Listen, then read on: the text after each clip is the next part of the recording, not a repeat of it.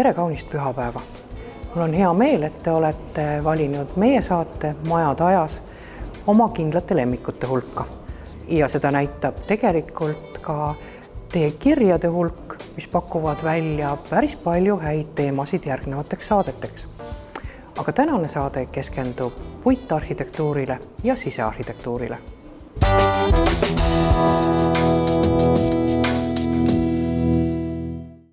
Eesti Metsa- ja Puidutööstuse Liit koostöös Eesti Arhitektide Liidu ja Eesti Ehitusinseneride Liiduga korraldas järjekordse ehk juba 9. rahvusvahelise puitarhitektuuri konverentsi. Seekord pealkirjaga Puit, homse elukeskkonna võti. 2 päeva jooksul kuulati hulgaliselt ettekandeid ja publiku hulgas oli nii arhitekte kui insenere ja loomulikult ka tudengeid.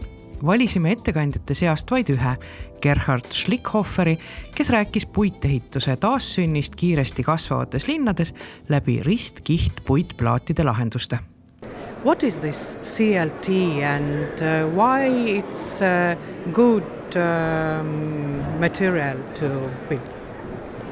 In my opinion, CLT is an interesting bell-like product. You can use it for wall structures, for ceilings, for floors, and in my opinion, it's the great opportunity using CLT for housings or for office buildings or communal buildings is to have a light material. It's much lighter than concrete, only 20% of concrete. Then you are much cheaper in transportation. You haven't wasted so much energy for this processes on one hand, and on the other hand, it's much better in the assembling processes. So you're much faster, and at the end, I think so you can also store CO2, and this could be a really future opportunities building with a new philosophy, new concept. In Norway, they built in Bergen 14-floor high building. You think it's not a very good thing to do? No, I think so. You have to consider on one hand, we can do this. The material is strong enough, and we can build this number of stories. And Bergen, for example, is a 14-story building where the main load-bearing elements are glulam, or it's a kind of truss system, and all the flats are built in CLT, so you can remove it. You can also make a reassembling process. So in my opinion, we should consider also the reassembling processes at the end. And here we have to do a further work. That's the point, and that's the reason why I'm have said that we should be aware on that, because we are too fast now. So we should go step by step. It's much better. I hope you have walked in Tallinn those areas which are full of wooden buildings. What do you think about them?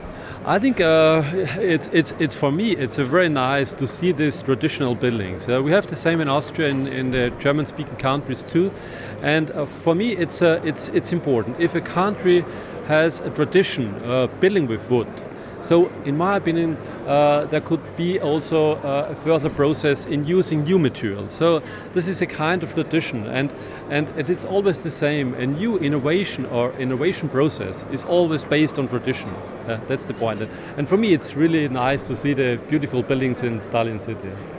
Do you think we have enough timber on our earth? I'm sure we have, and we should use more timber for on the building side. You should consider that the consumption of reinforced concrete all over the world is approximately, I don't know it exactly, but more than 12 billion cubic meter. So, and on the other hand, when we're talking about CLT currently, so we have approximately 600,000 cubic meter per year. So there is a big difference between both materials, and I think so in future we should work more and more on this possibilities to use timber as a new way in this kind of constructions. It's not a question of the material in my opinion. So we have enough. forested area. That's nice to hear. But the last question about this conference. Which were the topics you were interested mostly? I think so. I like the combination between talks of architects and also engineers. For me, it's really important to discuss with architects. I'm a civil engineer, so I'm not an architect. So it's really nice to be here in the architecture community. And but I think this is really important to have such conferences where both faculties or both communities are closer together. This is important also for the building sector and of course also important for conferences. Yeah.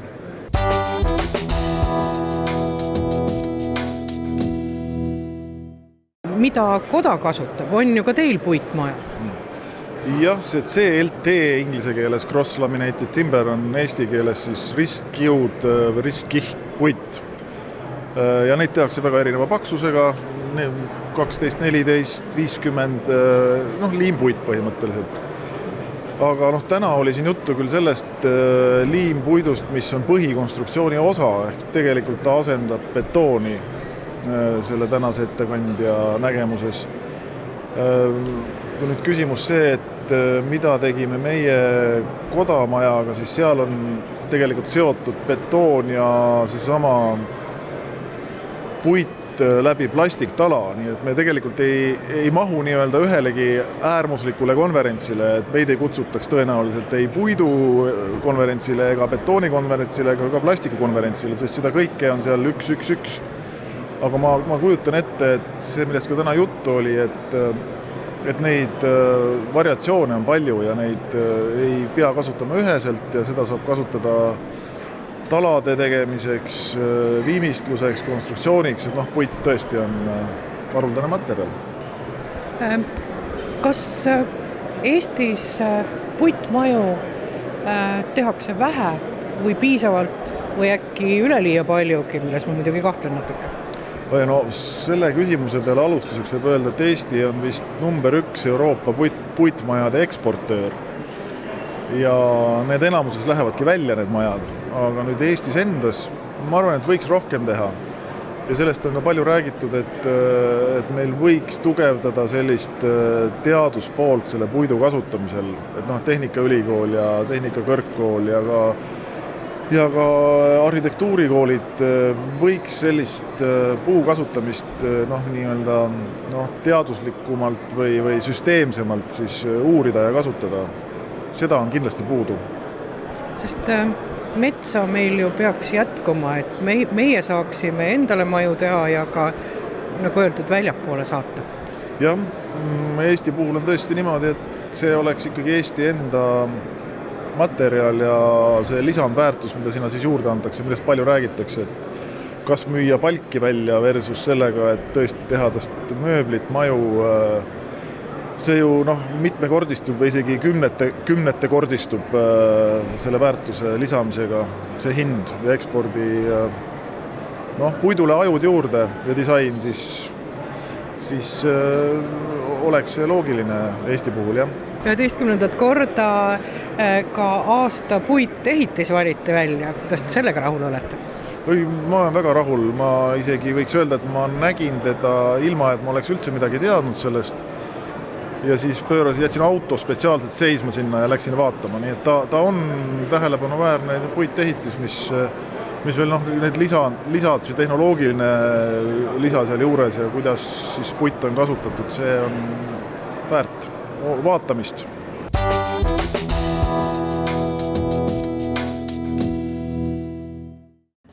Kolmeteistkümnendat korda valiti ka aasta puitehitis ning selleks sai tänavu Pühajärve biokatlamaja, mille arhitektuurse lahenduse töötas välja osaühing Alver Arhitektid. Biokatlamaja ehitas Vilkon ehitus ning tellijaks oli Pühajärve puhkekeskus. Žürii hinnangul oli ehitises kasutatud puitu parimal võimalikul viisil nii konstruktsioonis, välis- kui ka siseviimistluses.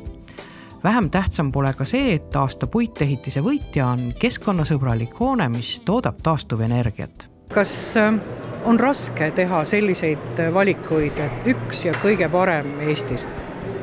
Kahtlemata see on väga raske. sest esiteks on juba see koht, kuhu üks või teine hoone kerkib, peab olema selline, mis võimaldaks luua ehitist, mis jääks kõlama, võib öelda nii. Ja teisalt, eks iga selline valik ole teatud mõttes ka žürii nägu, et iga žürii liige vaatab oma nii-öelda mätta otsast või oma isiklikust kogemusest tulenevalt veidi oma ruumi tajumisega ja seetõttu ma usun, et ühtede nominentide hulgast see, kes siis konkreetselt võidab, oleneb väga täpselt, kes on žürii. Kas mure on selles, et puitmaju Eestis ei ehitata või puitu kasutatakse kuidagi teistmoodi, kui võiks kasutada? Ma arvan, et muret meil ei ole, et see, et Eestis kasutatakse puitu, see, et Eestis osatakse puitu kasutada ja see, et sellest saab teha nii fantastilist arhitektuuri, see on puhas rõõm. Ja sellest on ka see konverents. See konverents ei ole muredest, see konverents on pigem rõõmudest.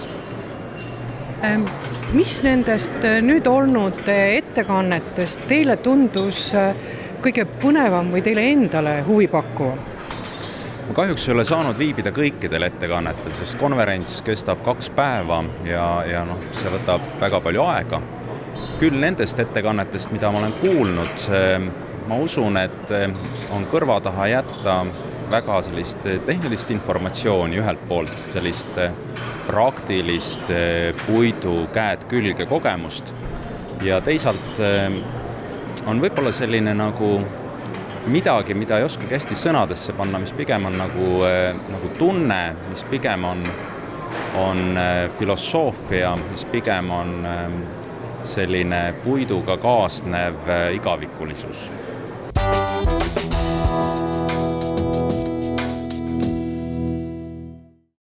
Eesti Arhitektuurimuuseumis on alati mõni põnev või hariv näitus huviliste jaoks olemas.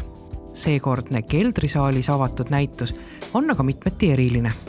Esmalt kas või see, et näitus on avatud vaid laupäeviti ja pühapäeviti kella 12:00 ja nii järgmise aasta veebruarikuu lõpuni.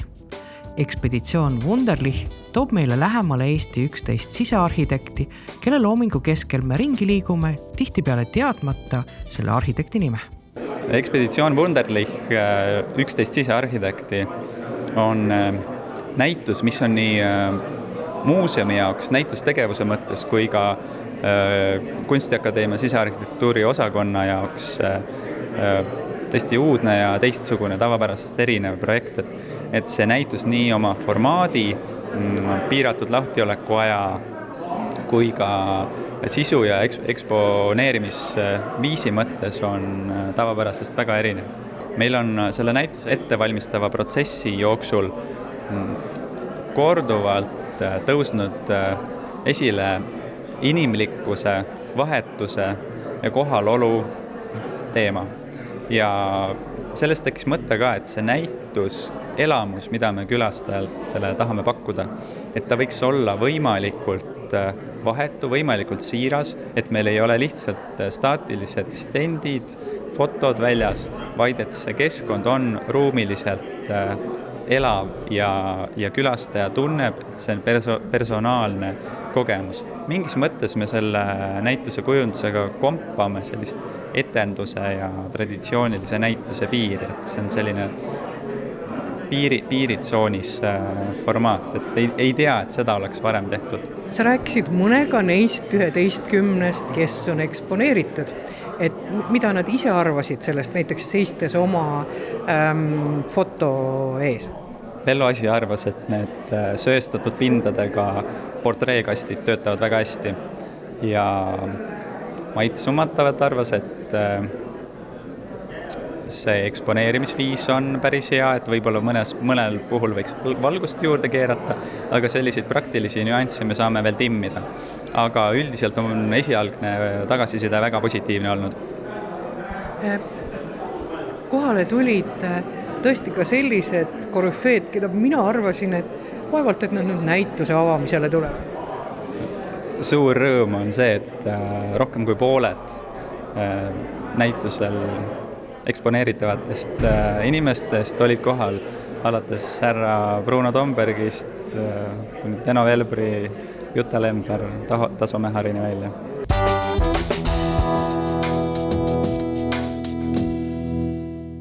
Tegelikult see, mis me siin näeme, on hästi väike osa sellest, mis suur töö on ennem seda ära tehtud. Asusime möödunud suvel korrastama arhiivi ja tõepoolest see, mis on siin arhitektuurimuuseumis nähtaval, on üks väike kübe sellest, mida meie arhiiv endas peidab. Ja me oleme praegu seda meelt, et see näitus on avalöök millegile suuremale. Ja me loodame väga, et kõik see, mille me leidsime, kandub erinevatesse meediumitesse, no interneti leheküljele vähemalt, et võib-olla tuleb veel mõni näitus, võib-olla läheme selle näitusega rännakule ehk siis tuurile, eks näis. See kõlab väga uhkelt tuur, aga tuurile siin nüüd nende 11 sisearhitekti töödest on need kõige esimesed koolitööd väljas. Mida need inimesed ise ütlesid selle kohta? Mäletasid nad neid? Ja. See oli väga põnev. Me käisime salvestamas nende emotsioone, vahetud emotsioone mikrofonidega ja seal oli erinevaid emotsioone. Mõned issand jumal, jubedus, õudne, täielik jama. Kui ka sellised kommentaare, oho, poleks uskunudki, täitsa tipp-topp, ja seinast seina oli arvamusi. Kuidas praegused tudengid, mis nendele annab see, et nad tuhnivad tolmuses arhiivis ja vaatavad, mida tegelikult korüfeed on kunagi teinud? Ma arvan nii, et kuna meil on väljas periood, kus on kogu käeline osavus või käeline tegevus ülimalt au sees, siis ma arvan, et tänapäeva tudengite jaoks esimene asi, mille üle nad imestavad, kas tõesti see on võimalik, kas tõesti on see käega tehtud, see ei olegi arvutipilt, et see on üks asi ja ma arvan, et pedagoogilises plaanis võib-olla mis võiks neile nagu oluline olla see tohutu pühendumus ja tohutu pingutus. Seepärast, et kui me neid töid vaatame, neid akvarelle või neid käsitsi tehtud duši jooniseid, mis ilma ühegi tindiplekita, siis me oleme küsinud ka nende intervjuude käigus, aga kas vahest sassi ka läks? Kas juhtus ka mõni tindiplekk kuhugi kukkuma? Ja päris mitu inimest on vastanud, ei juhtunud.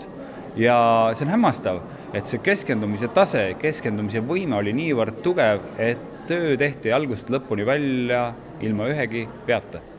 See on lummav. Me oleme siin kogu see näituse vormilist poolt ka nüüd kruvinud võimalikult müstiliseks, et see toimub Arhitektuurimuuseumi keldris, kus on üsnagi pime. Kuna mõtlesime selle peale, et mis on nagu keldri olemus või keldri nagu sellised baas nagu olek ja kelder ongi hämar ja me oleme keldrit hämarana hoidnud, et üks asi, mida võib vaatama tulla siis nagu seda presentatsiooni laadi ja üks lõik on veel, kuna meie näituse tiimis osaleb meie magistrant Tõnu Lensment, kes on juhtimisega lavastaja ja Vene teatri direktor samal ajal, siis siin kohtuvad teatrietendus ja näituse formaat, et õigemini see näitus ongi kuskil vahepeal, ei ole ta õige näitus, pole ta õige etendus, et see on võib-olla, mina ise ei ole mitte midagi sellist varem näinud, et see on põnev.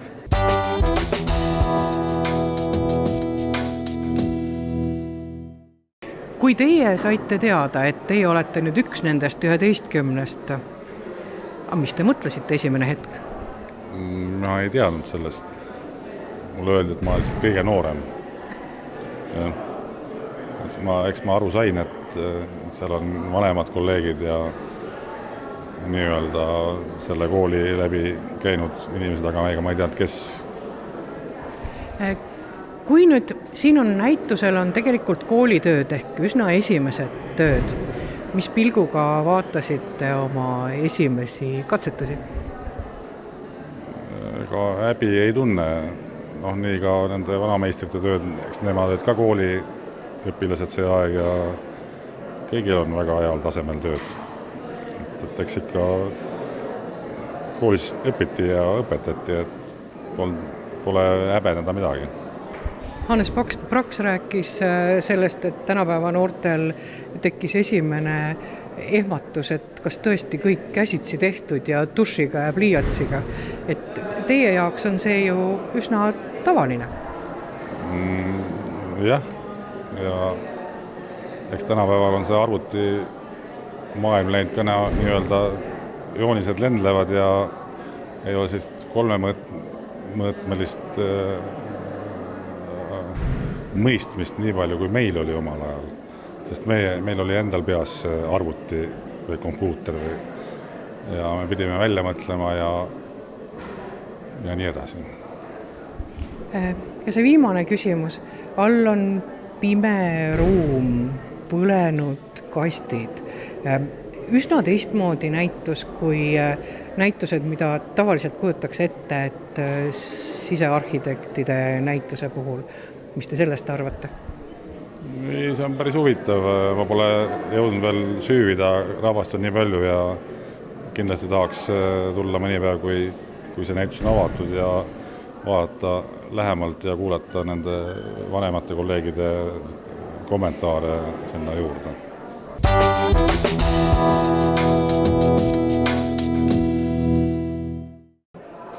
Eelmise saate küsimus oli, et mis nime kannab rändrahm, mis Viinistu kunstimuuseumi juurdeehituse keskel on.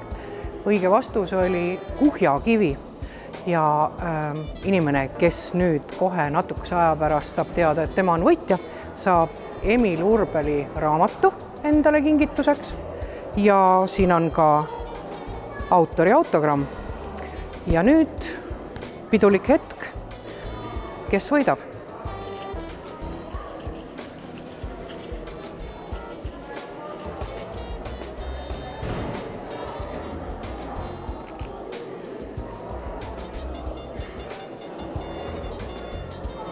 Ulvi Lember. Ulvi Lember saab auhinnaraamatu kätte, nagu ikka, Eesti Arhitektuurimuuseumi infoletist. Aga nüüd selle saate küsimuse juurde. Küsimus kõlab järgnevalt. Mis oli Eesti Kunstiakadeemia esimese sisearhitektuuri osakonna juhataja nimi? Vastused saatke ära endiselt meiliaadressil majatajas@tallinnatv.eu ja tehke seda endiselt 1,5 nädala jooksul. Kui õiged vastused postitatud, järgmises saates saate teada, kas õnn naeratas. Ja selle saate küsimuse auhind on 100 sammu arhitektuuris, Eesti Arhitektuurimuuseumi väljaanne. Sellega on saade läbi ja kohtume 2 nädala pärast.